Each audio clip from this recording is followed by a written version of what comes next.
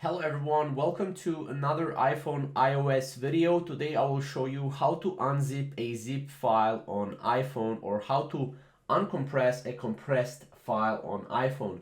Now we're not on iPhone, but I'm going to show you this on apple.com support. Now they also have this kind of website where you will basically get answer to anything you want. So how to open zip files on iPhone, it's pretty self-explanatory. So you open the Files app, then you choose a location like, for example, on my iPhone or iCloud Drive, right? And this will look like this, right? And then you tap the More button, which is these three dots right here, right? And then as you can see, you can tap Select, right? You can select which files you want to unzip, right? And then you choose one or more files, right? It depends. You can choose one zip file or two zip files.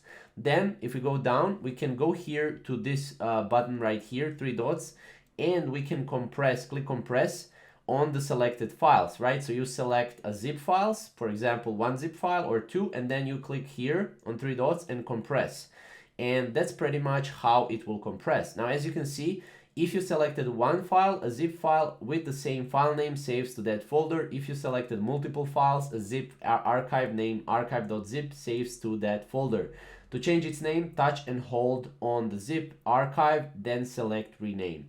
So that's pretty much how to open it. It's really simple. Again, Apple gives you that feature, or Apple gives you, the help in their help center. So if you ever want the answer to something, then you go here to support.apple.com.